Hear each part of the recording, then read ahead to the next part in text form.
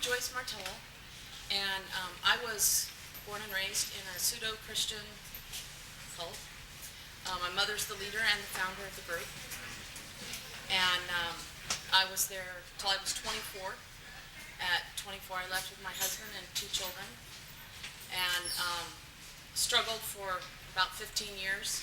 It took me a little while to figure out that I was from a cult, and it took me many years after that to actually look for any kind of treatment or any kind of help in regards to my cult experience. Coming from an environment like that, one of the things that when you're raised in a high demand group like that, you are taught not to seek help from anybody. That's a real big evil thing. Not only that, but everybody who is outside of the cult is evil and they're going to harm you anyway. So you don't really look for help. So that's just a little bit of my story. I'm going to be introducing each of these people before they start, and I'm going to read a little something to you that I think it just gives a little insight maybe to where we've been and what we've been going through. Over time, our bodies are continually marked by our experiences, from original birthmarks to deformities to scars and surgical wounds. The scars of our flesh are an integral part of our personal identity and tell a story of our lives.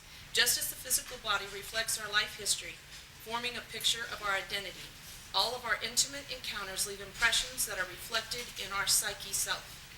We are identified by the impressions left from moments of being comforted, hugged, or lovingly caressed, and also from the times we are rejected, humiliated, or harmed by those we loved.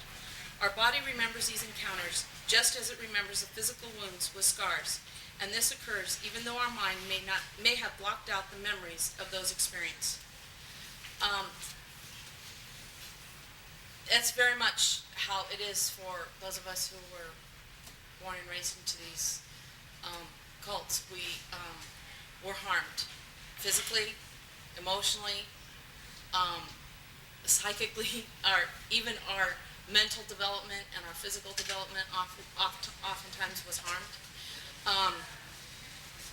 And some of the particular areas that we have real difficulty with when we leave this environment is personal identity, because as a child born into one of these high demand groups, we are constantly told what to be and who to be.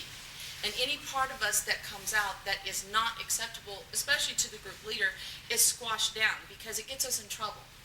So we bury any of our original self so deep that when we leave, we don't even know it exists anymore, because that has become part of our harming. So when we leave, we can't come and go back to this prior self and recover. We actually have to go through a process of discovery to find out who we are, which is a little more difficult, especially since we buried it so deep because it caused us so much harm. The other area we have is social integration. Coming from a cult is very much like coming from a different culture. So we have our own language. Even if we speak the same language as everybody in the society that we emerge into, it's a very different language. Words have different meanings. And also because from the time we were very little, we learned how to assess people and figure out what it is that's wanted from us. We're constantly looking for the hidden agenda. We're constantly looking for, what do you really want from me? What are you really saying? So we're looking for all the nuances that might not even be there, but we're looking for them because we know in order to survive, we have to know what those things are. The last area that, there's 3 areas that I'm just talking about here, and the next one is our ability to have relationships. Functioning and satisfying relationships is very, very difficult, because almost every relationship that we had, we've been betrayed, rejected, abused, and so now to come out and to try to be in a relationship, this is what we're expecting. Since our own parents, the people who said they loved us, caused us so much abuse, why would anybody else do anything different? And oftentimes we even internalize most of the saying, well, I must not have been an okay person. Since we did fail the cult, we did fail being able to stay and go to our calling and serve our purpose and all the wonderful, grandiose things that we were supposed to do in that cult. We failed that. And then we failed to even keep our parents' love. We failed to keep anybody caring about us. So how can we possibly find anybody outside that could care about us or love us or even say anything decent to us? So relationship is a very difficult thing for us. Not impossible, but very difficult. So that's all I'm going to say, and I'm going to go ahead and introduce our first speaker, is Gina. And Gina Cadena was raised in the meditation group as an early child of the age of enlightenment. She married and was a parent in the group until age 30. After 22 years of childhood and young adult enmeshment in the TM culture, she left the group with 3 children and obtained an education and career while integrating into mainstream culture. She lives with ongoing cult influence through 3 generations of her immediate family. She's contributed to several different articles in the betrayal of children, an autobiographical essay by women raised in cults, and she's also working on several projects about family influence in cults. So, wonderful. She's a very tough act to follow. Thank you all for being here. Given what else is competing with this time slot, we are quite honored that you took the time. Obviously, we're here because we feel it's a very important topic that the literature on cult survivors is only beginning to address. And we're really grateful that ICSA allows us to speak and has supported the Martellas running the second generation workshops now for years. My background, as she said, is essentially that. My other credentials related to this would be that while I left physically 20 years ago, I still have ongoing next generation children coming through my home, someone is there for a weekend every few months, sort of getting lightly deprogrammed by Auntie Gina.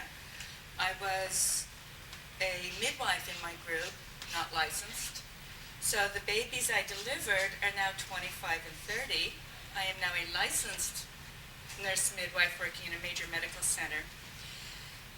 So these kids find out through the grapevine, you can go see Aunt Gina in San Francisco. She's not scary.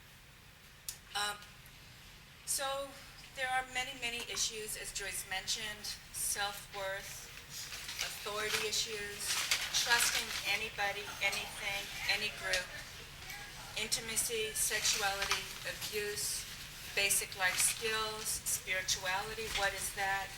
Every level through our entire lives was warped, but we don't necessarily know that when we left. I was out for 15 years before I realized I had been in a cult, and that was only because I work in Berkeley, and my coworker was leaving to help take care of Margaret Singer's grandchildren preparing for the funeral. And then I go, who's Margaret Singer? And here I am. Identity issues are what I'm touching on, the post-cult identity issues for those raised in a cult. Merriam-Webster defines identity, number 1, the sameness of essential or generic character in different instances, different circumstances. That part of us that we carry through, always. Second definition, the distinguishing character of the personality of an individual. 3, the relation established by psychological identification.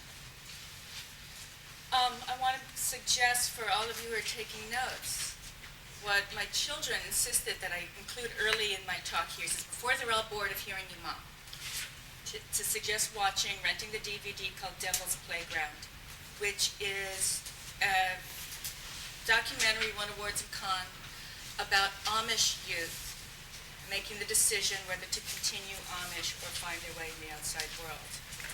And my kids were riveted because they knew that was what, they were children while their mother was going through that. And they see the next group of people coming through. In terms of the recovery literature for Cultic survivors, it talks about a pre-cult identity. When you first come out of a cult, people who had joined or recruited to a cult, go back to your family of origin, your pre-cult identity, and start to build from that. Those of us raised, well, as Joyce has said, there's fetal life. If you still believe in reincarnation, there's your previous lifetimes. Well, let's see. According to the cult, I'd been a prostitute and I'd been some type of an Egyptian princess. Which one should I start from? A lot of times when we leave, we don't realize it was a cult. We just know this is wrong, we have to get out. But then, to what? We're jumping off into an abyss. Michael's going to discuss the masks that we wore within the cult. We learned, as Joyce said, to wear a mask as a survivor skill. We're hyper-adaptable. It was survival.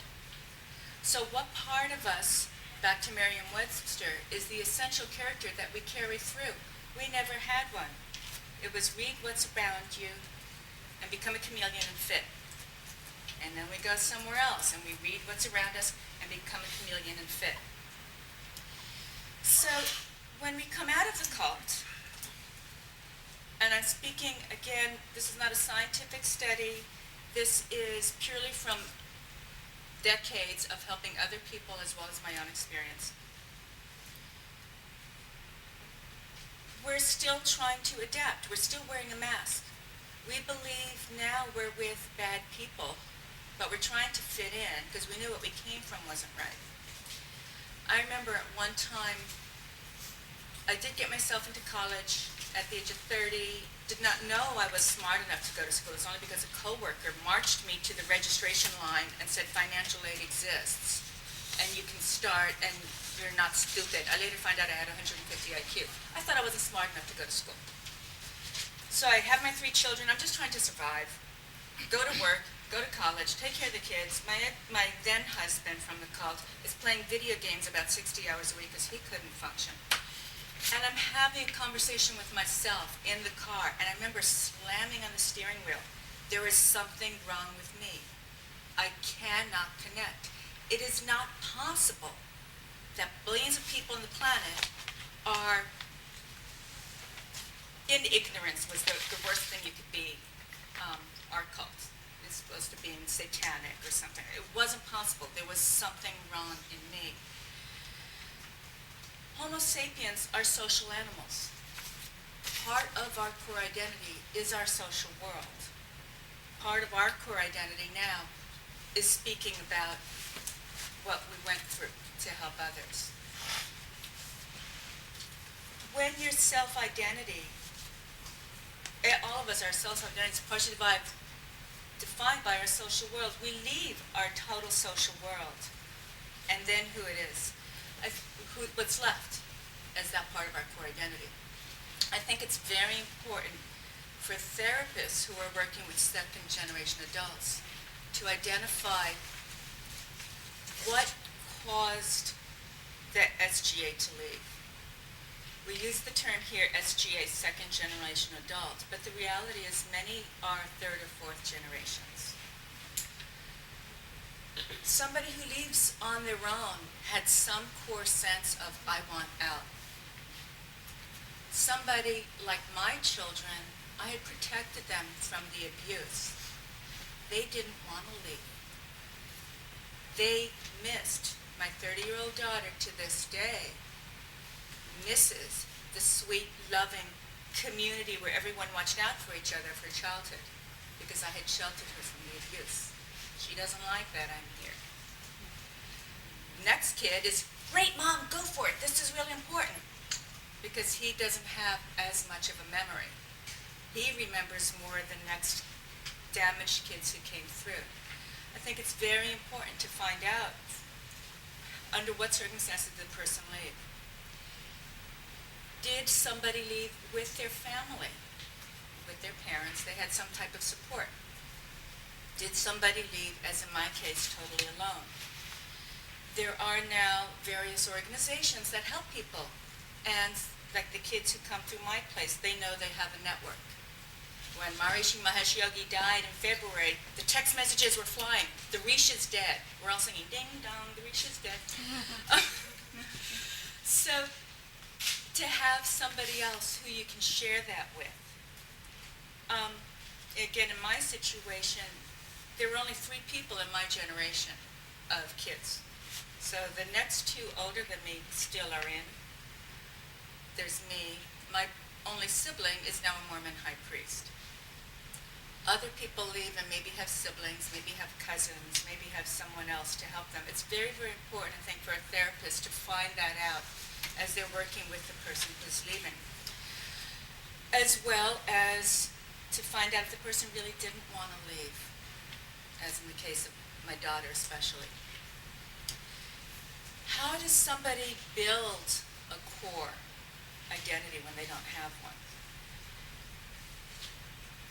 That's a real tough one, especially if you don't know were raised in a cult and didn't know to access these unique types of resources. A lot of times when someone doesn't yet have a core identity, they're very vulnerable to another set of manipulators, whether it's one-on-one cultic relationships or another organization. My brother joining the Mormon Church because he wanted support. Sometimes what we do is just accept our roles, which is, again, what we did in the cult, defining ourselves by roles. In my case, I wanted to raise my children, got them into Boy Scouts and Little League, and just jumped into trying to give my children what I never had and trying to build them some type of support framework. Whereas my brother did that by going to the Mormon Church to give his children the support framework we didn't have. Something else is that what my children have pointed out to me, again, my children are now grown, is the heightened arousal that I have and that I've seen in the other kids who left as they got older. And again, the movie Devil's Playground addresses this as well. The high arousal, fight or flight reflex, we had from a very, very young age because we never knew when we were going to be slapped down for saying or behaving in an unacceptable way. And oftentimes we never really knew what the rules were because we may not have gone through some of the indoctrination that our parents had gone through, and yet we're living in it. There's also, we grew up, many of us, when there was some association with outsiders, with being taunted as children. I learned a new term today. Wafers, people who grew up in the way, when they were out and about, the other kids call them wafers. We were called roos. I'm the first roo out of Fairfield Public High School. That's Iowa accent for guru. You are guru. I was a roo. That's my claim to fame, first roo. And then kids come from polygamy communities are sometimes called pligs. Oh, it's a plig kid over there. So you've grown up being afraid at a very core level of the outside, as well as having the heightened arousal from within the movement of the organization. That manifests later in various other ways. I still have anxiety whenever I receive an email or a phone call or being called into a meeting with a supervisor at work. I'm not being reprimanded. Usually they want my advice. I've taken the cult hyper work ethic and done very well academically, and I'm respected in what I do professionally, which has nothing to do with the cults. But that hyper arousal, that anxiety about being called in by your superior. And I also have a hyper startle reflex. When my kids try to surprise me, or they're not trying to surprise me, someone just comes up behind me to say something, I totally jump out of my skin. And it took many, many years for me to realize that's where it came from. We often learn to dodge conversations about our upbringing because there's an element of shame, there's an embarrassment, there's how is the outside world going to accept this?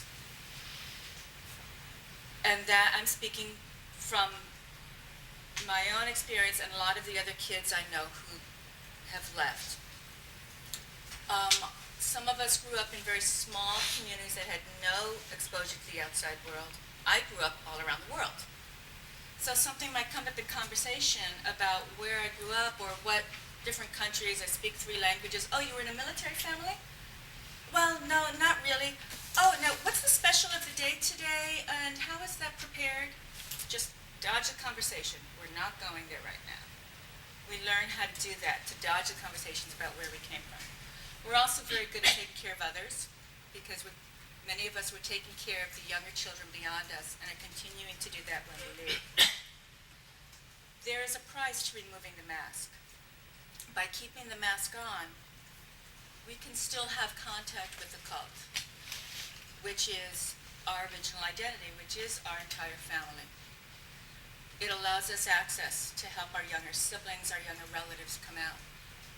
By removing the mask and coming out publicly, we are now known as demons to our original group, which means the next group of kids in my group are told, yeah, Aunt Gina, who delivered you, is a Rakshasa now.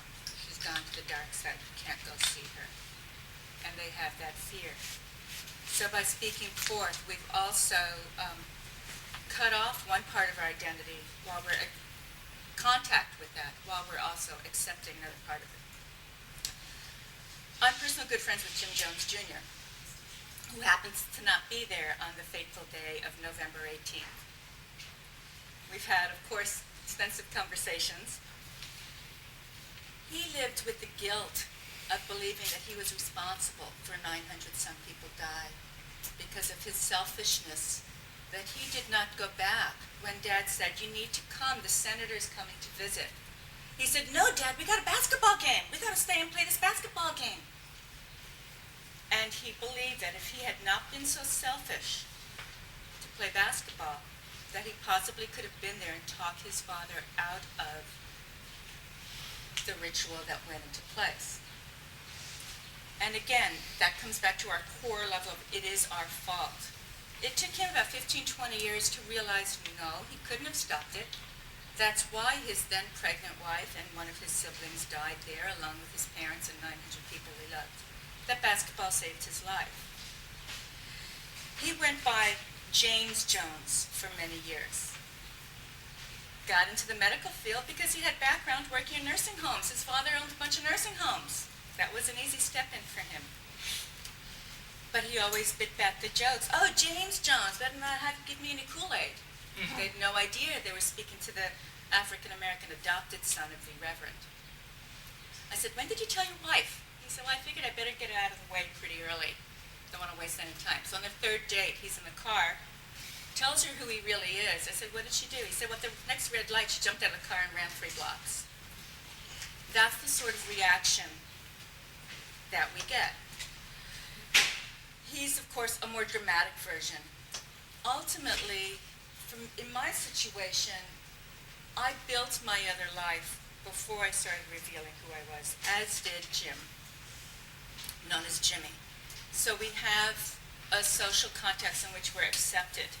Because to be totally alone without a social context at all, if you say you came from a cult and you haven't yet built another social context, is very, very, very difficult. When I started telling people, after I first presented at ICSA 3 years ago, one of mine friends says, really, you grew up in a cult?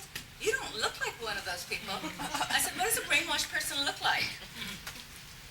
Another friend of mine, very well-intentionally, she knew it was a big deal for me to come forth and tell this, and I go over to her house at a Christmas party. She pours me a glass of wine in the midst of a big group of people and introduces me to her one friend and says, oh, this is my friend Gina. She grew up in a cult. I'm like, It was very, very good because to them it wasn't a big deal. We also lose the comfort when we leave of the conviction that we are right about anything. Because if we were wrong about the method of salvation, if we were wrong about what we believed in how to interact with other people, what are we right about? I still have funny little tracks that come up periodically, and Jim and I have joked about this. And he says, for example, he can be sitting at a table with professionals, having a dinner, he's in the medical field, And somebody starts telling some funny jokes about learning to ride a bike when his father taught him how to ride a bike. And he wants to tell about when his father taught him how to ride a bike. But everyone knows who he is. He can't tell loving stories about his father teaching him how to ride a bike because his father's Hitler, right? I try to, things come up in different times. I was thinking about some relationship problem with somebody, and I go, automatically an old track comes up about, oh, if you have sex with him, you exchange karma for 7 years. That's still in there. Has nothing to do with anything. But these automatic tracks are always there. I think it's important that therapists look at the variations between different groups. The degree of isolation, the degree of exposure to outside. People who have had some exposure to the outside seem to do better. They have something on which to base on. For me, my outside exposure was in another country. My parents used to leave me with relatives in Italy while they were off with a guru. But in the English-speaking world, my total exposure was in a cult. But I still knew that people could be outside the cult and be good people. That was what I fell back on. Maintaining contact with the family of origin. The cult recovery literature emphasizes have no contact with the cult. I think that's a highly individual decision because that background, we love those people, and that's something Jim and I have talked about a lot. Granted, all of his people are dead, so that's, contact is not an issue, but we both love and see the goodness in people who the rest of the world considers crazy. And to cut off all contact with the cult means cutting off all contact with loved ones and the ability to help them. So the whole idea of living with secrets or not, either way, as someone raised in a cult, you're going to get burned. Because if you divulge the secrets, you lose that contact. And if you want to keep the contact, then you have to live with secrets and live a double life.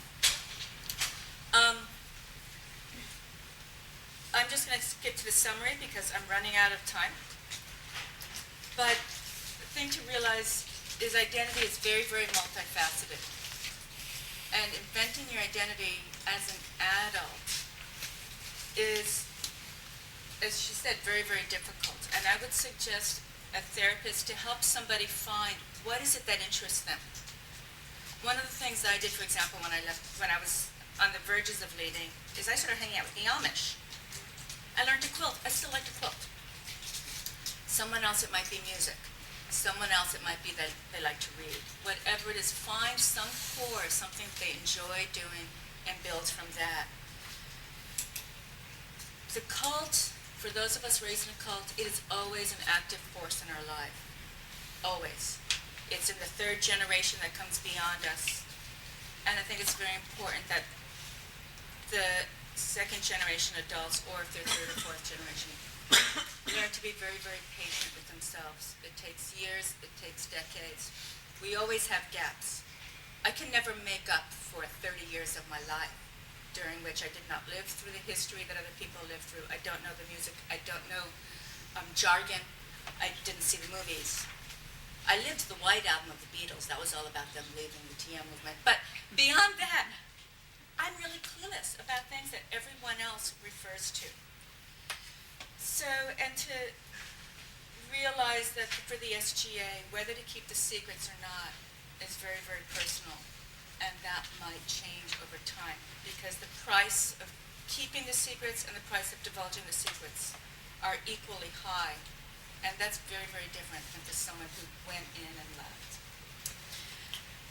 Thank you.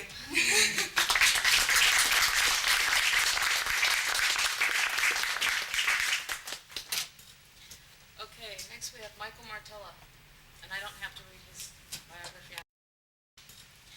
Okay, next we have Michael Martella, and I don't have to read his biography out of here. I know him. He's a marriage family therapist. He's been doing counseling for over 20 years. He works in domestic violence, has been doing that for about 17 years. And for the past about 6 years, he's actually been working in the SGA arena, you know, really looking at healing for second generation people. So, take it away. Hi. Um, so I think it's a little bit longer. I think it's been about 8 years ago I came to my first ICSA conference, and um, I'm so grateful to their adaptability and their encouragement. When I first arrived, the SGA, or second generation phenomenon, was relatively new to the organization, and there was primarily the discussion was about leaving a cult and returning to your pre-cult personality as a base. And of course, a slowly growing number of people coming to the ICSA saying, what are you talking about, pre-cult personality? This is where we were raised. This is where we were born. And so then there was some time of saying, well, you had some kind of pseudo-personality, or you have to build a personality from scratch. Which is not totally inaccurate, but of course I think it's not also completely accurate. The idea is there is a SGA personality construct. There is in fact a self. Can you talk a little louder? Oh yeah, I can talk louder. I talk loud. So there is a personality formation for the SGA, for the second generation adult. It's just very damaged and very simultaneous personality. It's an adaptive personality, but it's not a non-personality. It's, in fact, a very complex, very well-developed personality, despite the fact that it's not particularly authentic or normal. It's certainly not normal. It has strengths and weaknesses. And one of the ideas that I've been using to describe this process is this idea of masks, and the mask that we wore, the idea of at least two characteristics of the SGA would be the development of a private and a public mask, a personality in conjunction with the cult's expectations, and then the development of a personal personality on the margins of that larger cult personality. For SGAs, almost always they do represent the dream coming true of the guru and the guru's disciples, and the personality that they're supposed to be presenting is one of appreciation for this specialized life and learning, and proving the validity of the life they've lived. And so, for SGAs, there's a constant pressure to present a version of self that is consistent with the group's belief systems and goals, and ultimately the guru's personality. From the inside, how this feels is an endlessly untenable position, where the self has no value, is in fact probably sinful and dangerous and counterproductive, and where the public self is always what is rewarded, always what is being looked for by the environment all around you. The constant demand of that public self is impression management. The SGA is incredibly efficient at picking up the cues of the environment and developing a persona that gives the appropriate impression. The SGA is real efficient, and usually, if they're at all successful, they're very good at calculating the possible consequences and benefits of every situation, all the time. Breathing, sleeping, eating, waking. The job is to develop a performance of self that is sufficient to help you make it through another day. I'm always saying, I find, it's definitely me too, but I find that among my SGA peers a sort of a deep underlying depression that comes from the sense of self being meaningless and worthless, generally speaking, and this public self, this public transcript, being the one that's always valued. And knowing that there's nothing you could ever do that will do it good enough to make any difference, because always tomorrow the demands will change, the environment will change, and it'll never be good enough, and it's not even real. So it's just becoming extremely skilled at presenting what do you need from me today.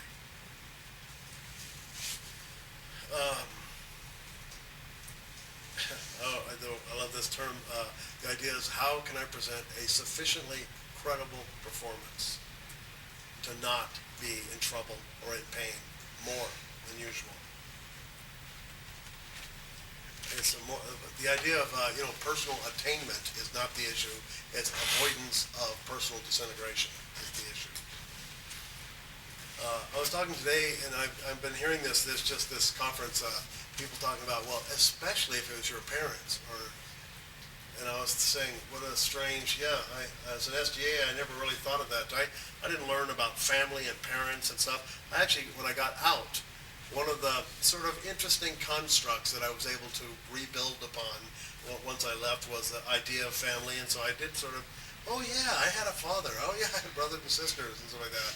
But inside of there, that is such a joke. I mean, it's funny because we really focus on it once we're gone. But inside of there, it was just another piece of the puzzle.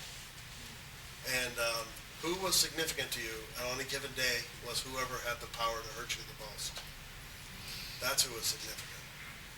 And that could, for months at a time, not include your primary caregiver or your siblings. And frankly, your love for them was one of your biggest vulnerabilities, not part of your strength. Later, it may be something you go back and develop a sort of a pseudo-strength around, that you did have family and blah, blah, blah, blah, blah. But at the time, it was just part of your vulnerability.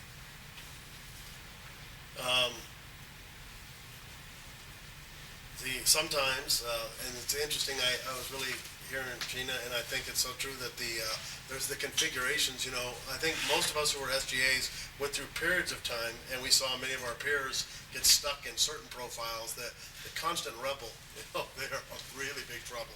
If you're a constant rebel in a cult, born and raised there, you will be relegated to incredible levels of abuse and deprivation and isolation.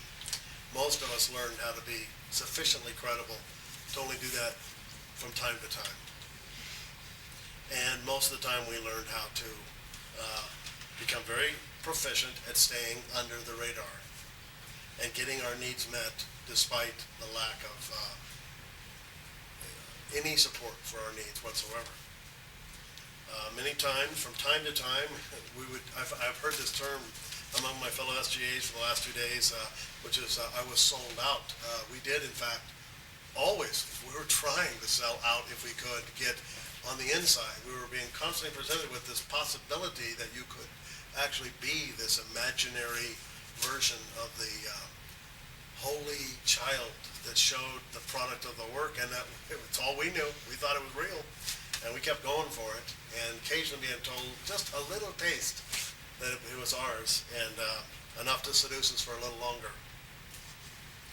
In the process of that would require, of course, always selling out our peers, being extremely good at lying and cheating and stealing to get enough energy, enough attention to survive another day. I think it's so funny. Those of us who are SGAs know that we're just like such efficient liars. It's just unreal. Lying is much more natural than being authentic, which is unnatural and unholy and unreal. So we're pretty good at that, lying and supporting lies. Now, oh my gosh, do we know how to back up somebody else's lies. It is a part of the legacy of being a good SGA that you have learned exactly what is the dominant set of lies that your cult is trying to convince the world of, and how to do it so naturally and so fluidly and so spontaneously as to suck in every outsider all the time. every new person all the time. And the idea of that being a conflicted thing, that is not a conflict. That's life.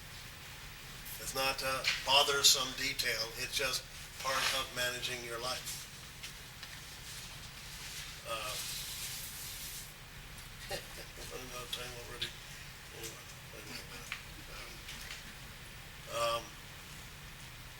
The self, I still find that an interesting concept, the idea of the self.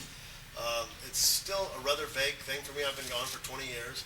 I'm working real hard on I've really committed to the theoretical construct of the idea of the self. It's still, to me, primarily an act of faith. I see it much better in my children than in myself.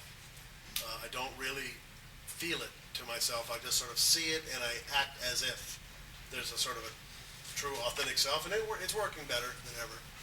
But, and my children's lives proves to me that it does exist, but it's still somewhat of a construct for me.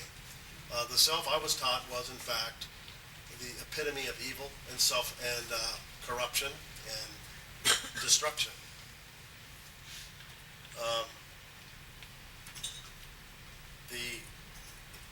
In terms of the self, it is something to be sort of seen as a shameful and embarrassing part of who you are, and certainly the source of all your sin, all your problems, all of your failure.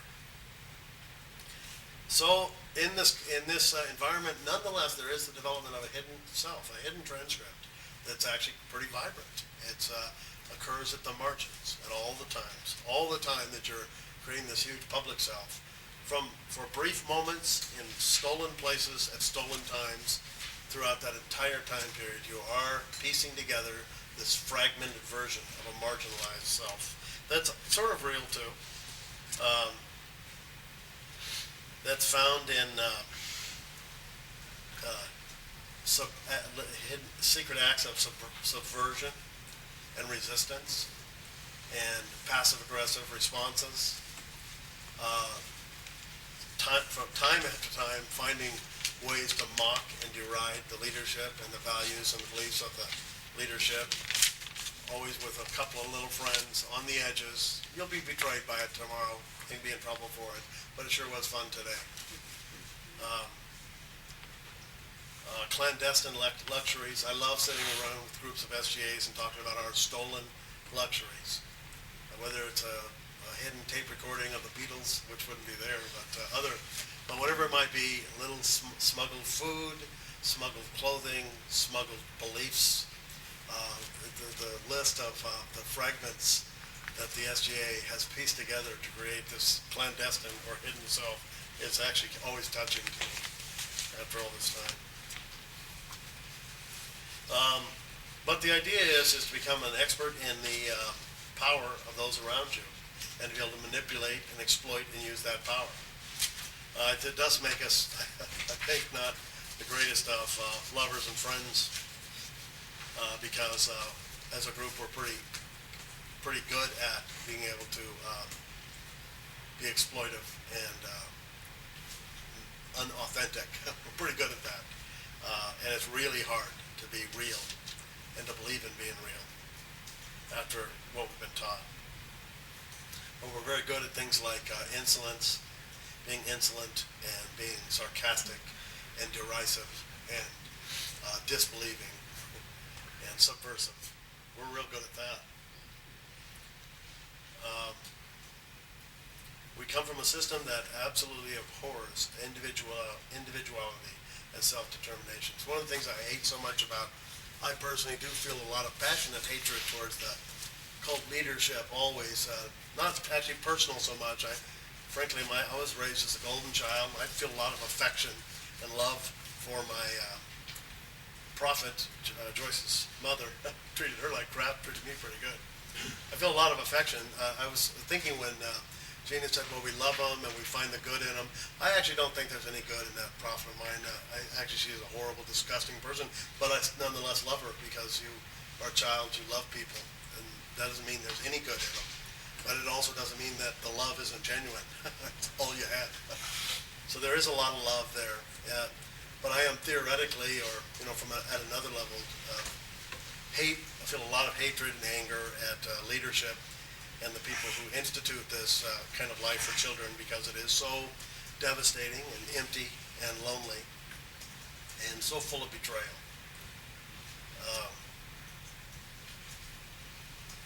The more powerful the threat, the deeper and more comprehensive is the mask. And eventually, the face behind that mask has molded itself really well to fit that mask.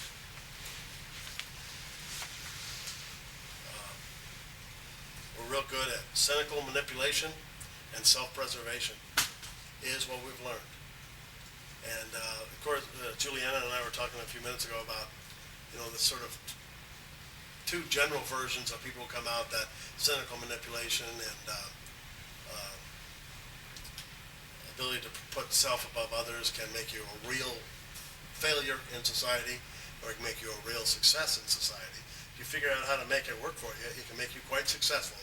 I developed a very thriving private practice working in domestic violence, and have a very solid reputation. Most of that built while I was a suicidal, empty shell of a human being. And the person that I've become has actually been able to be more of what I managed to convey to others that I was. And so I've committed myself to becoming the person that I convinced others that I was. But it wouldn't have bothered me to have stayed that be a presentation of self. That wouldn't have been a problem. I could have done that right up to the day I died. And so it's been interesting and fun truly fun to invest myself in the idea of being a caring, decent, loving human being. But it was an option, certainly not a necessity. What it was a necessity was self-preservation and in an environment that did not have any desire for me to preserve myself. So that's a little bit about some of the masks that we wore. Thank you.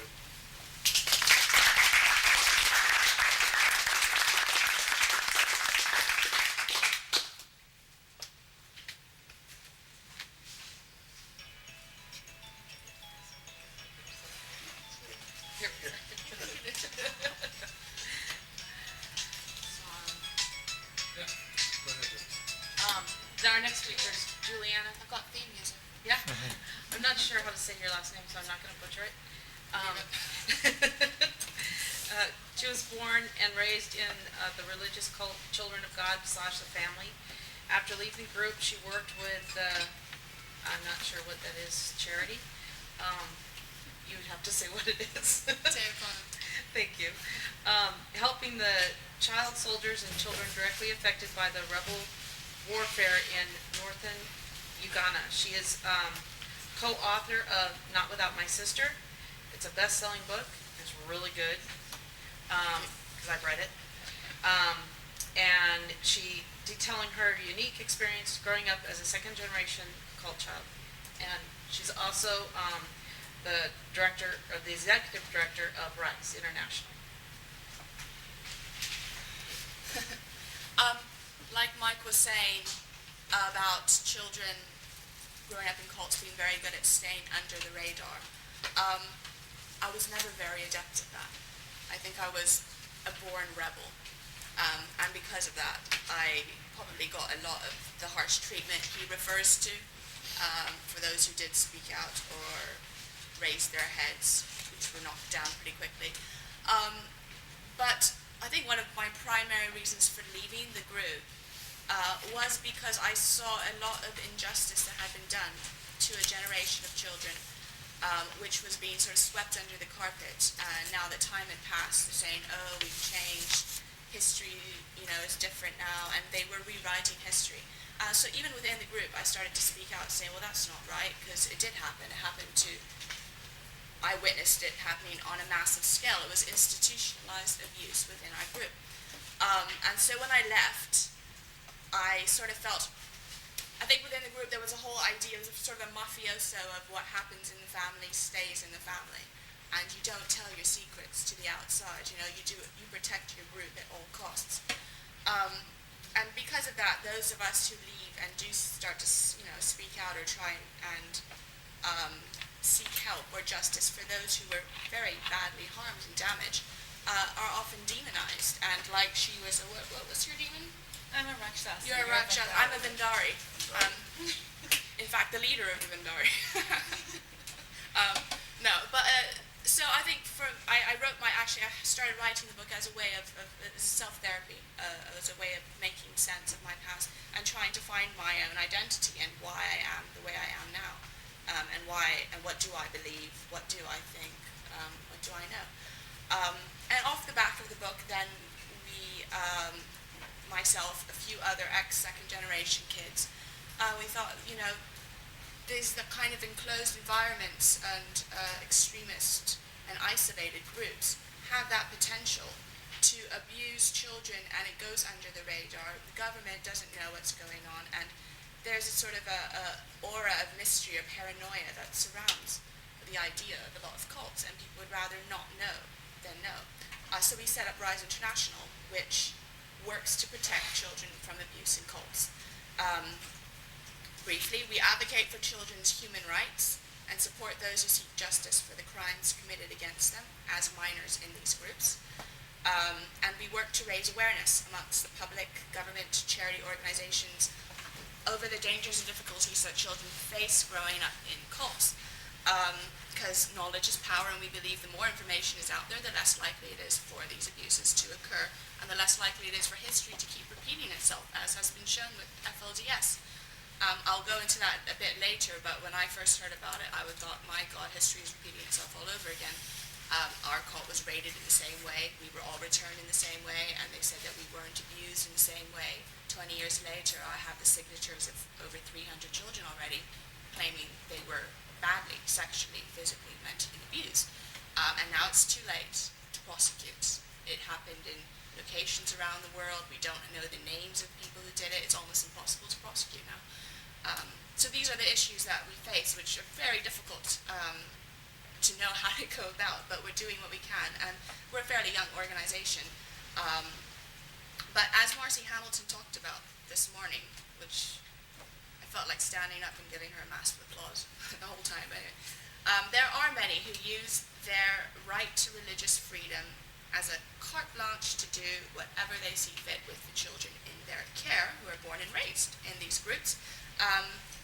I do believe in the right to religious freedom, but I do not believe that this gives anybody the right to abuse another person's right, especially innocent children, and defenseless children.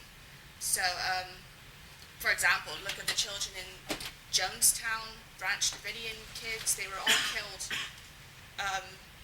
They didn't have a choice to be born into these groups, but they were, in one case, murdered as a result of their parents choosing to kill them.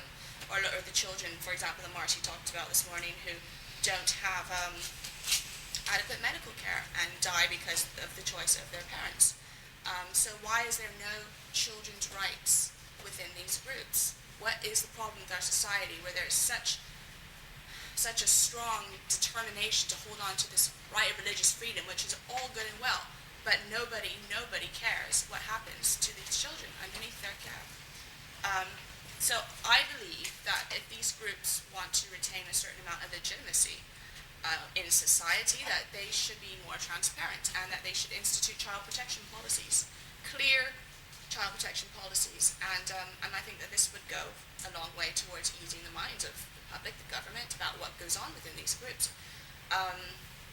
So that's why Rise International seeks to work with both government organizations and with these cults to see what we can do about ensuring that children have a safe and caring environment to grow up in.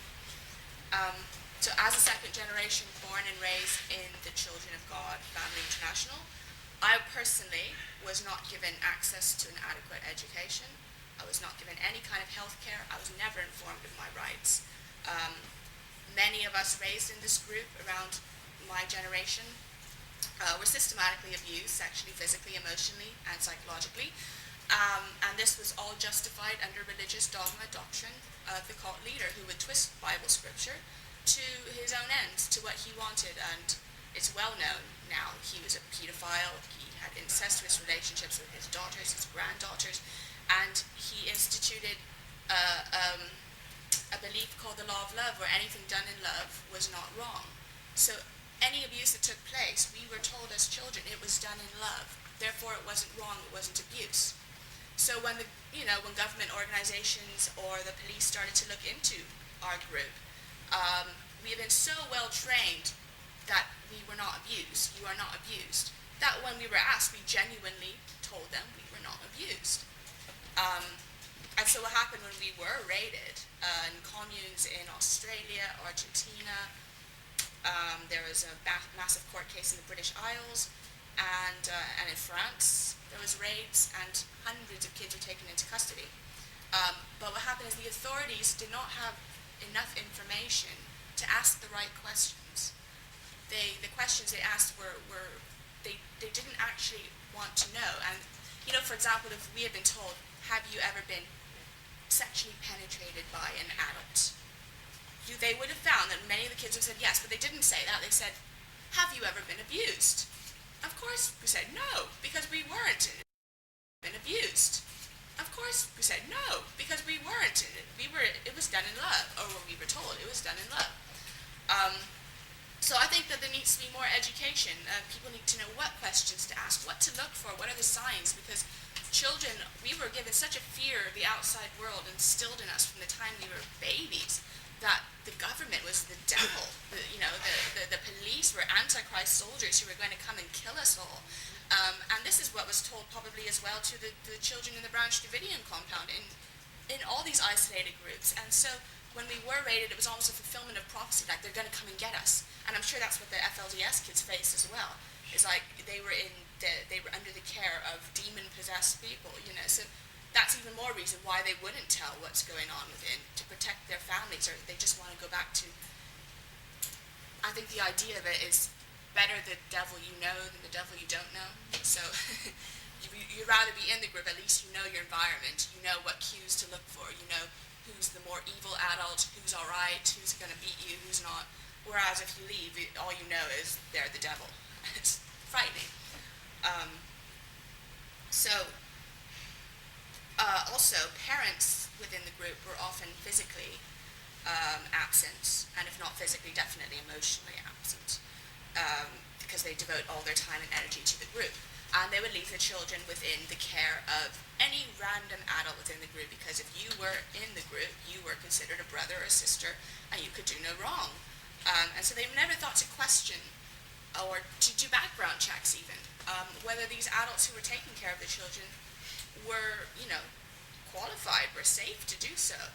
And because of that, and because of the whole sexualized atmosphere where it wasn't seen as bad for children to have sex with adults, it wasn't seen as bad for children to be beaten, it was, all forms of physical punishment, it was just seen as a way of controlling the children and primarily breaking their will. Because the minute they would take the strong ones and break their will, everyone else would follow. Like the head sheep following the shepherd, and all the sheep follow the head sheep. So what this does is, and it's not just it wasn't just in our group, but I happen to know that in many of these isolated groups, children are passed around into the care of adults. Not for a minute should you ever imagine that they're always under the care of their parents, because they're not. And this already, just in itself, potentially puts them at a greater risk. Just by way of there being such explicit trust within the group. And then children often report feelings of desperation, helplessness, confusion, abandonment. You don't know who to turn to, who to trust, and you know your parents will not protect you. And, sorry. I have here a few people who have written different things to me, just different memories of their time within these groups as children. And these are some of the very kids who were seen to be not being abused. And it's striking to me how they always had two desires. The main desire was somehow to escape. And many of them thought their only way of escape was suicide.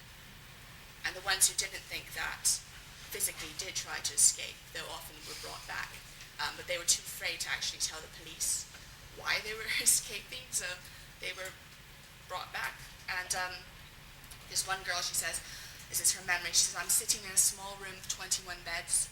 all of them 3-story bunk beds. I have a 12-inch sign around my neck that states, "Do not speak to me, I am on silence restriction."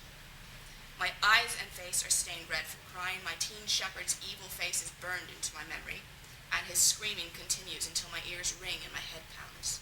My hands are cut and covered with blisters from hours of hard labor out in the fields. My back aches, my body is weak. I have no idea where my parents are, or if they even care that I'm suffering. I feel alone, scared, unloved, and I have no idea what to do. How could I live with so many people who preach love and happiness and yet never know love for myself? I look around the room and I see a bleach bottle over in the corner that I was supposed to be cleaning the bathrooms with. And all of a sudden the bleach becomes my way out. I grab the bottle and I chug it as fast and as much as I can. I then hide in the corner and wait for it all to disappear. I'm not sure what I was waiting for, but anything had to be better than this. I didn't really want to die, but I was sure that I no longer wanted to live the life that I had been given. I had reached the point of hopelessness where death was better than my life, so this wasn't life, it was torment and perpetual anguish. Personally, I tried killing myself twice in the group while I was still in, and I suffered 4 years anorexia and deep depression. But you were never allowed to show if you weren't happy, so the group never clocked on that, oh, maybe it was because I was absolutely miserable. Yeah. No, it was somehow that maybe, the devil was, inspiring me to do these things, or it was some outside force, or it was me, but it was never the group, it was never the doctrines, it was me. It was always me that was wrong. And that's probably half the reason that I internalized everything. And I always felt like such a worthless, ugly person. And it was only after leaving and making friends that I got a perspective on the outside of that people truly appreciated me as an individual, that I had something to offer, that I could make something of my life, because I never even thought I had it in me. I won't keep reading these stories because they're so depressing, and I feel really bad to put you through it. But let me skip a bit to a great study that Dr. Jill Mitten did with 295 participants, and they completed a battery of questions, including the brief symptom inventory with measures of levels of psychological health. Anyway, I won't go through the whole thing. You can ask me after if you like.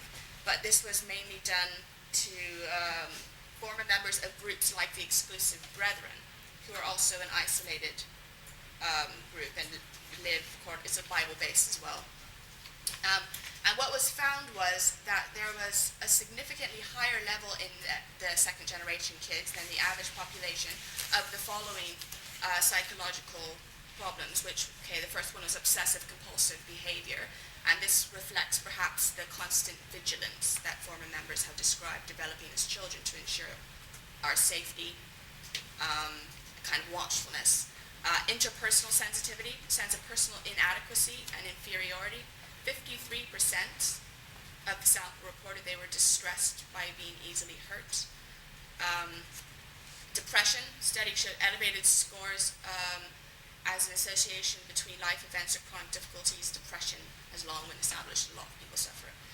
Anxiety, paranoid ideation, the existence of thoughts that they're being watched all the time or talked about all the time. Psychoticism, which is post-traumatic stress disorder, as a lot of people have. There's much evidence of the symptomology of PTSD, such as hyper-vigilance, nightmares, avoidance of triggers such as the Bible, churches, and so on, and flashbacks. And many other problems experienced was intolerance of disagreement. They were oversensitive. They had difficulty explaining themselves or ideas to others. They a sense of loneliness, difficulty making decisions, feelings of abandonment and rejection, having no opinion or not daring to voice it, anger, disassociation, a destabilizing sense of self, and a lost or uncertain identity. It's just a few of many problems that have been found in the second generation who have left, and these are the symptoms they suffer afterwards of their time spent within these groups. So what this shows to me is there's a high level of potential harm done to children within these groups, and something needs to be done about it. It can't continue the way it is. It can't be this level of silence and secrecy. We've got to be more aware. We've got to do something about it.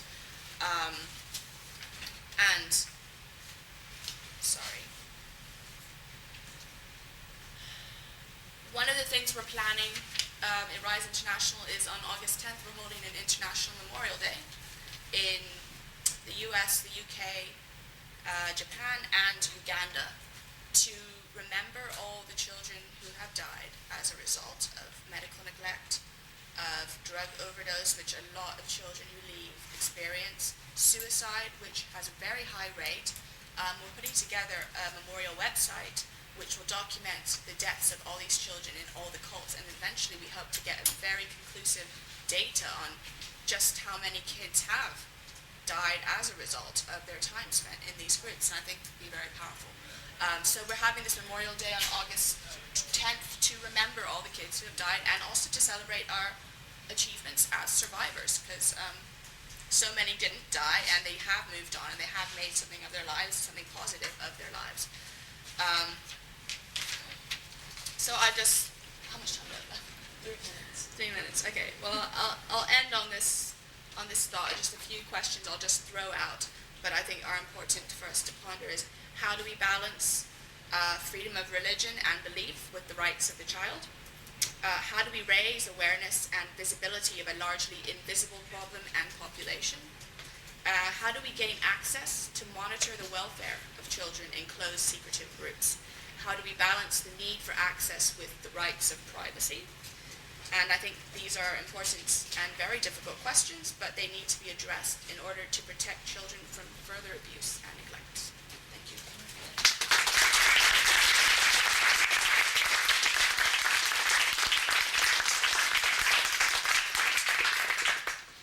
Okay, we'll take questions now, but we would like you to please make sure you phrase these as questions, not statements, okay? And I'll try to go around the room and try to get everybody I can. Back there?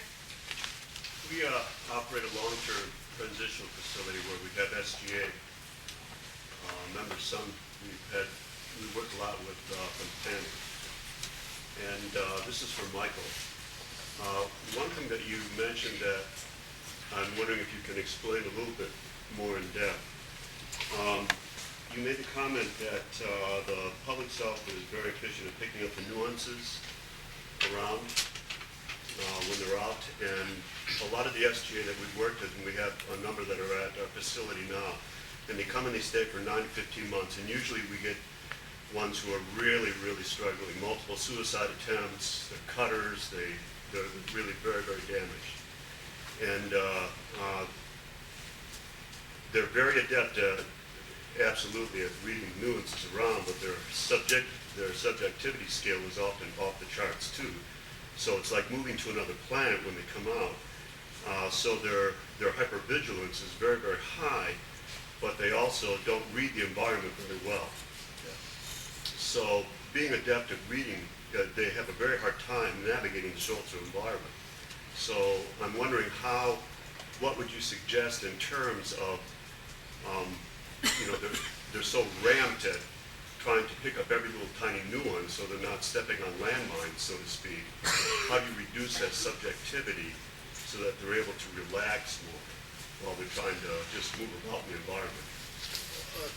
Generally, I would say the idea is to teach them about the mechanism that they're involved in, that what they're doing is not random. It feels completely as if it is me alone doing this thing. And I would have no idea that I am engaged in a process that has characteristics that can be found in almost every thought and deed I'm involved in. So the more, I think, as we are beginning to sort of create this profile or the blueprint for the mechanisms, the mental mechanisms of that one is involved in, the more one can begin to identify those mechanisms. So that does appear to be happening. For those people who've gone to multiple, say, for instance, the Connecticut workshops, each time they come back, there's quite a few people that have come back 2 or 3 times, and they're becoming much more efficient at being able to recognize with almost every thought they have to what extent this is me acting out this process I'm involved in. And that, I think, is really important. And then, of course, talking to your peers and beginning to recognize the commonality of these mechanisms of thinking. and just relax for them. Yeah. I'm a doctoral student. I'm studying the neurophysiology of traumatization. And I'm curious because of what you're describing as being really this stress response. You use words like hyperarousal, vigilance, things that are very seen in the trauma literature. I'm wondering if there's treatment programs that people are employing, and if we're getting any data on utility of, for example, Peter Levine's work in the trauma resiliency model, somatic experiencing, anything that actually helps people to stabilize their nervous system so that they're actually using somatic awareness in their healing process. I can just say that, to me, the most successful work being done is the very fledgling, very limited work being done on trauma, particularly, however, long-term systematic trauma and its effect. That, to the extent that that is just beginning to be being applied to the SGA population, is having tremendous influence. And I think that is what is so excellent about what they're doing at the Connecticut workshops, is directly using and applying trauma thinking and trauma treatment in the work. I'm glad to hear it. Lori Leach is the new research director there, and they're interested in study populations that would be willing to do, and I'm interested as a student. So. Me too. Yeah. First, I have 2 questions. The website, rise.org, or? Oh, yeah, I can give it to you. It's riseinternationalcic.org, which is community interest. Okay. Or you can just put riseinternationalfoundation.org and it will go to the same site. Okay. Do you remember your number 2 point, is it Gina? Gina? When you were talking about the language interpretation for the SGA at the beginning? It was such a good point. The only thing I have numbered was Merriam-Webster's definition. Okay. So, I'll ask you afterwards. yeah, if you remember what the topic was. It was something about the how a child hears the message of another person, an authority or something. Oh, Is this being taped, by the way, that we could get a tape? it is being taped. I hope that ICA has it available because Okay. the reason we're doing Are this these is part of the- we want the other people to ICSA? know. Yes. Okay, good. It's okay, then I'll get the tape. I have Yes. a question, whoever would like to answer it. I had an adult Cultic experience and my children got sucked into it when they were starting when they were about 7 and 9. They're now 26 and 24. I got kicked out of the cult. They mostly were affected by their fathers. The cult brainwashed him and he brainwashed them, kind of thing. So they continue to run the party line, and so I know my experience as an adult, but I can in many ways understand what they're thinking, but they're children, so I didn't have the child experience. Is there any light you can shed on? I mean, I still try to reach them, they don't respond, but How old were they when they left the group? when I left, they were 9 and 11. Or are they still in? Well, they're not in the group, but they're still under the influence of their father, who the group has kind of disbanded, but he's still mentally, he's very May I much. speak to this one? Because my parents are still in the group. My brother's a Mormon high priest. My ex-husband, my children's father's founding his own cult and doing really well. So my children still have that very much part of their lives. And any family involvement in my life is more or less the equivalent of an intervention trying to pull me back in. I have no resources, as you probably don't, to get any other involvement to help the children out. And I think the only thing we can do is really still be loving, still be present for them, and let them have a vision for that there is a safe way out. At what point will they choose to take that? I don't know. For example, if I discuss this very much with my now grown children, they are 31, 26, and 20. They get very defensive. They want to love their father and their mother and their other family members who are, you wouldn't believe the stories. You would. Other people don't believe the stories. And they have the right to love those people. They have a right to claim their own personality, and they are being told and believing that their own personality is what these other people are defining for them. So, you know, my oldest one has very painfully kind of figured this out on her own and is distancing herself more from the others who are still involved and slowly regaining being close with me. All I can do is be authentic about who I am. The middle one, who is very much thrilled to be back with his father's life and all the manipulations that holds, he was using my computer at home once, and I saw him reading some of my manuscript of my upbringing. Could he really make the connection that he's living it too, with now a different facade or not? Somewhere inside him, that connection is there. My younger one, currently he's gone, but he also comes back. He dips in and out. And he's also very excited for me to publish my stuff. You know, he can't see that he's also under the influence. So he comes back and forth. What he does with me, and someone else was telling me similar, he really attacks me a lot on inconsequential things. But I know it's because he cannot attack his father. He cannot stand up to his father. He's on such eggshells around his father, who gets a lot of accolades, makes a lot of money, you know, has all the good-looking venues of any cult leader. So by attacking me, it's a safe outlet for him. And I can hold my boundaries as to what is right or wrong.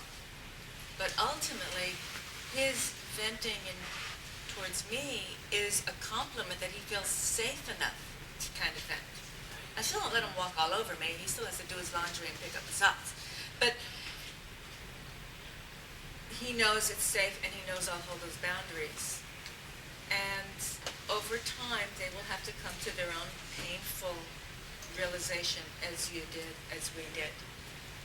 And all we can do is be there for them. Okay, we have time for just a few more questions. I'm always interested to learn how the groups may have used academics as means of reinforcing keeping SGA kids in. And, you know, TM had its own Huge university system. Talk Yeah. about it. Well, yeah, we're all going to start out too. I would just say quickly that yes, all of the outside people and academics being one of them, we knew what we needed to say in order to. It was really about what was going to be happening after they were gone. We knew what we needed to say, regardless of how much we might be rebelling or being in the middle of incredible levels of abuse ourselves. It was part of our breathing, eating, and sleeping to know what to say to outsiders, and to know what to say to what kind of outsiders. And the outside interested academic was just another one, and we knew how to say it to him perfectly.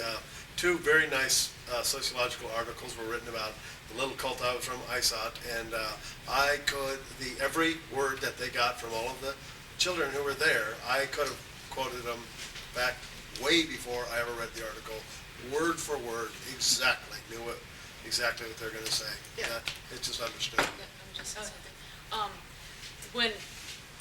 Whenever the licensing or anybody would come to our place, because we actually ran a home finding agency and took in foster kids in our cult, and the state sent them there.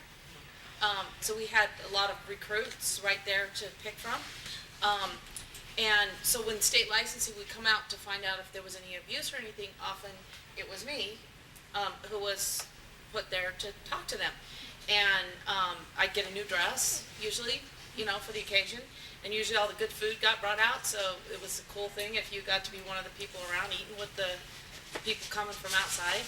But I knew everything to say, and it wasn't like somebody told me these things. I just knew. And they would always say, oh, she is so smart and bright and intelligent, and I mean, wow, she's, wise beyond her years, They didn't know the half of it. But yeah, I knew everything to say, and I always alleviated anybody's fears that there was anything possibly going wrong there. And I wasn't lying. They would ask me, is there abuse going on? No. Well, yeah, of course somebody was kept in a room for 3 days and read to and kept awake and not allowed to eat and maybe not even go to the bathroom. But that wasn't abuse. We're trying to save their soul. That's not abuse. When you try to save somebody, that's not abuse. When you're trying to help somebody from themselves, that's not abuse. And I didn't see it as abuse. It wasn't until later that I realized, oh yeah, that was really abusive, But, so, I could say it fully believing everything I said. Yeah. Our group called it being a deceiver yet true. Right. Where basically we didn't think it was lying because it wasn't to us. It was protecting the group doctrine because the outside system wouldn't understand, and they wouldn't be able to swallow the doctrines that God has shown to us because we were unique and special. And we were put through these bear pit sessions where we would drill day after day after day after day to just shot answers back at them like that. So that by the time we did actually have to speak to lawyers, academics, anybody, it was natural as anything. We didn't have to think twice. And that's why they were like, oh no, we can tell when a kid is the answers are stunted or oh, they look frightened. But no, because we could speak so articulately and fast and we would just fire answers back because we knew exactly what to say. It seemed like it was, definitely telling the truth. And I think that academics have a huge responsibility in that arena to be very careful that what they see is not really necessarily what they get. And I know, like, for example, in our group, they welcomed in a whole bunch of academics around the time when they were looking really bad and they're having court cases and all the rest to come in and do studies and come and see kind of thing. And because it was such a close group, these academics felt very honored, very proud, and then they could write their reports, which made them look, so very good.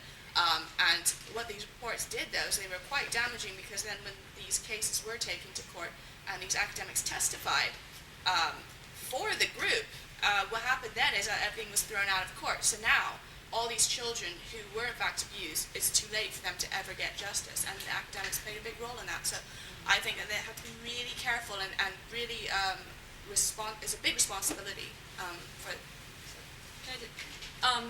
Because of others' questions, you can ask anyone who wants to know about how Transcendental Meditation's global network of universities work. I'm more than happy to. I was a kid growing up with all the founders. And also, I'd say that because there is information control, you would talk to any of us, and there were the ways that they allowed us to be educated or not. And we were all definitely educated in the doctrine very, very well. But as far as our education outside of that varied from different organization to different organization, different cult. Some of us got a little more than others. Some of us, didn't get much at all as far as our own personal education. Yeah. When you were training what to say, my thought is when children, I'm a therapist, worked in a precinct where kids who are abused are investigated, and some of the technique in assessing was to see if they changed their story as they went, or if it was repeated the same all the time.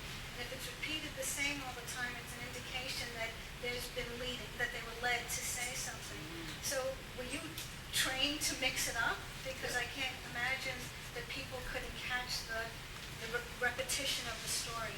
We were never interviewed more than once at a time.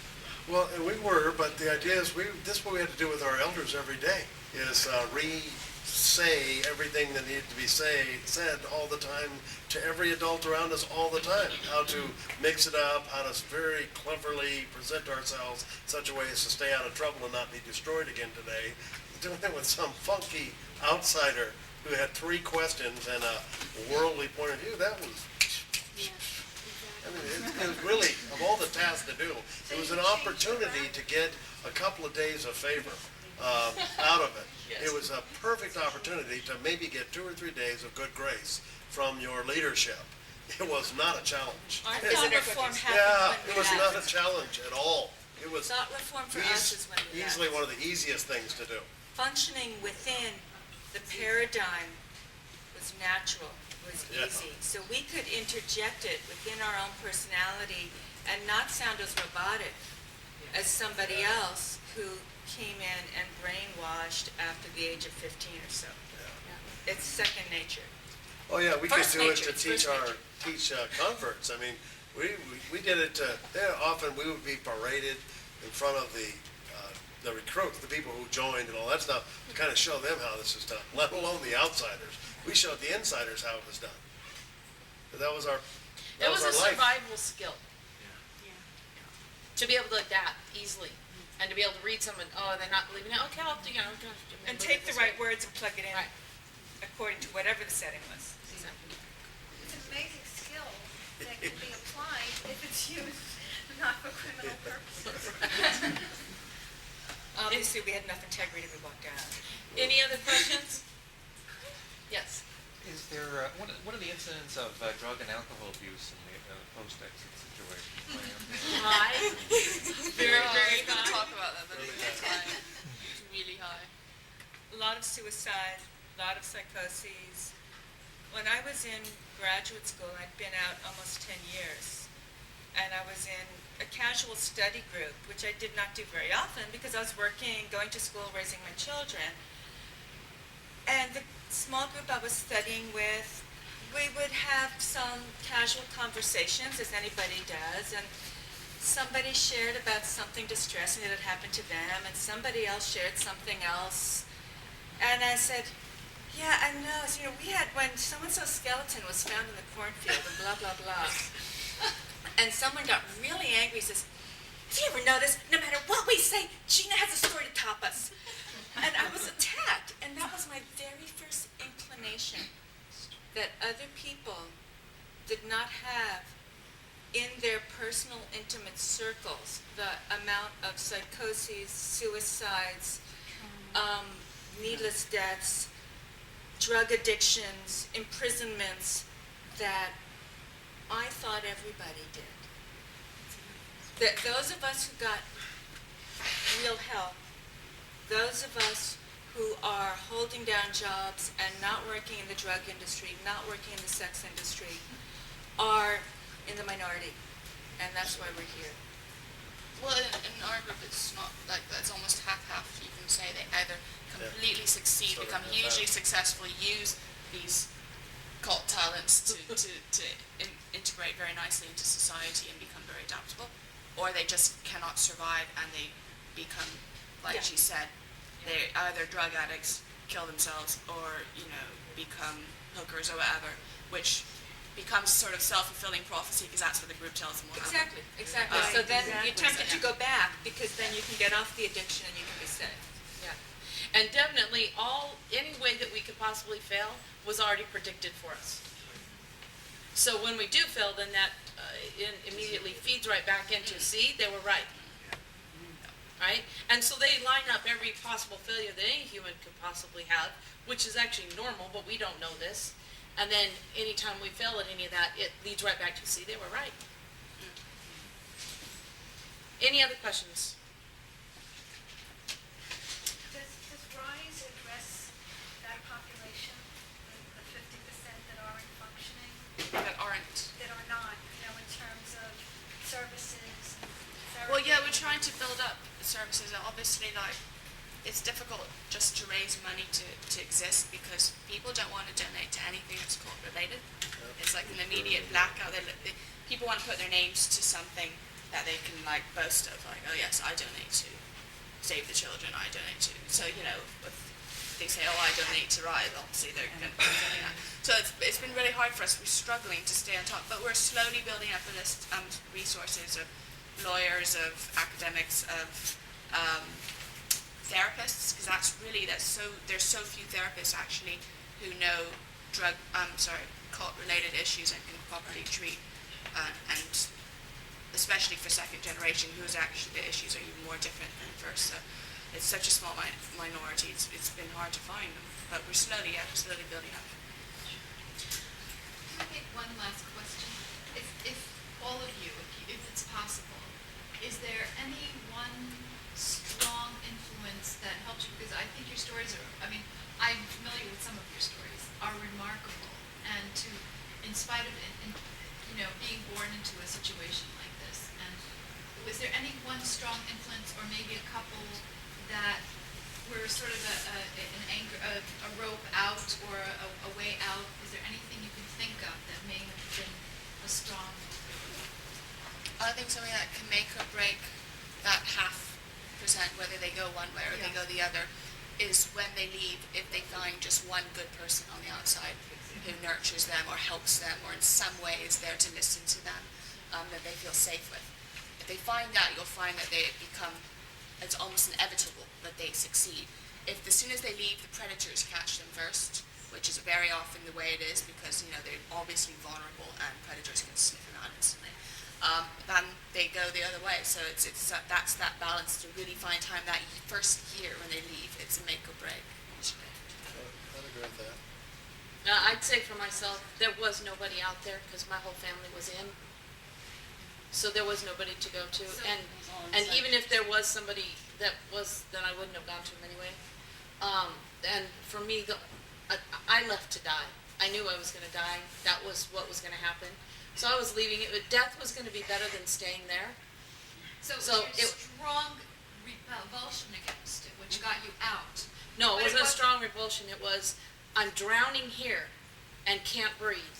I'm going to leave and probably take my children, and maybe God won't punish them because they weren't old enough to make the decision, so they won't die. But I was going believing that it would only be a matter of time before I would die. I mean, I did find out that I didn't die. I mean, eventually I found out, well, okay, it hasn't happened yet. I better start living. But this was truly inevitable for me that I would die. And God had turned his back on me, and of course my whole family had turned their back on me. I was totally shunned by everybody that I ever knew. So there was nothing to grab onto. There was just something to slip away from, to try to get away from the oppression that I was under. For me, the one thing I had was I remembered having had contact with outsiders that were positive experiences. So that meant not everybody on the outside was evil. Now they weren't there when I left. I was alone when I left. But at one of the early jobs I had, there was a coworker. I had mentioned that I'd always wanted to go to college, but here I was 30 years old with 3 children. I couldn't go. I didn't know financial aid exists. We're really in a vacuum. It's like growing up on Mars. There's some major gaps. There always will be. And she brought me over to the local community college and stood in line with me to prove that she walked me through registration, and she walked me over to the financial aid office. I went on with a double degree summa cum laude and then was offered a Fulbright, but I couldn't live on what they offered. But, because I had the children. But the one good person, but that wasn't somebody who I could go out and find. It was, thank God, an accident. But I think it's really key to find out if the SGA had any exposure to outsiders. As Marcy Hamilton mentioned when she spoke today, for all of the drama around those FLDS children. On one hand, it's going to affirm their fear of the outside world as they're then brought back. But on the other hand, they did have exposure to some caring non-members. And those who are old enough to have memories will remember. In fact, when there was the raids and all of those kids, a lot of the kids were taken in our group, all those kids who were taken into custody, as soon as they were of age, every last one left, and they said they had the last of their lives. And, they didn't have to be afraid of anyone, like, hitting them. They had fun, they played, they just, they ate candy and that kind of thing. That every last one of them loved it. And it wasn't like this big, scary thing. So, I think that was a good experience for them, even though it's, at the time, we were torn from their parents. Of course, they were sad, they missed their parents and all the rest. But they also, I think it did give them that perspective of the outside. And I know that many of us are back for many leaving SGAs. Yeah. So the growing, more organized websites and SGA support groups of SGAs is becoming a group that is available to those who are leaving right now. Yeah. That was not available before this. That's the biggest thing when they come to my house. Take them to dinner at my current friends' houses.